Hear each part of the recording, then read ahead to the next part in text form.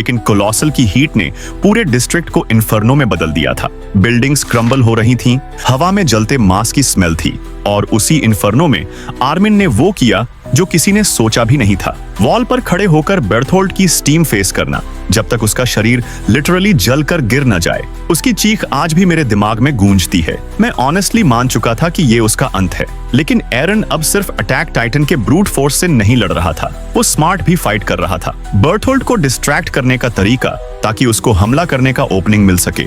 ये वही रेकलेस लड़का नहीं था जो सीजन 1 में हर फाइट में सर के बल कूद पड़ता था। अब वो एक यूनिट का हिस्सा था, कोई जो प्रेशर में सोच सकता था। और जब उसने वॉल को हार्डनिंग से सील किया तो वो बस टैक्टिकल मूव नहीं था, वो लिटरली उस नाइटमेयर का दरवाजा बंद कर रहा था जो शिगनशीना में सालों पहले खुला था। आखिर में आर्मिन और अर्विन के बीच का ऑप्शन अनबेरेबल था और एक पल के लिए मिकासा का चेहरा टूट गया। वो अक्सर नहीं टूटती, लेकिन जब टूटती है तो वजह हमेशा वही होती है, उसके अपने लोग, उसकी अपनी फैमिली। एरन की क्रैक्ड वॉइस, मिकासा का लीवाई को फिजिकली रोकना, उसका पूरा शरीर गुस्से और डर से कांपना, ये लड़ाई सिर्फ किसे बचाने की नहीं थी, बल्कि किसे खोने का दर्द सहने की थी।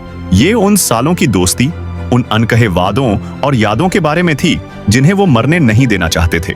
आर्मिन के रिवाइव होने में राहत तो थी, लेकिन खुशी भी अधूरी थी, क्योंकि हमने यहाँ एक महान कमांडर को खो दिया था। और फिर आर्मिन वापस आया। जब एरन ने उसे देखा, उसकी आंखों में रिलीफ और गिल्ट का अजीब सा मिश्रण था। कोई जीत नहीं थी वहां, बस ये समझ कि उन्होंने एक महान कमांडर को खोकर एक ब्राइट और इंटेलिजेंट सोल्जर को बचाया था। यही अटैक ऑन टाइटन का असली चेहरा है, जहां तुम्हारे सबसे खुशी के पल भी दागदार होते हैं।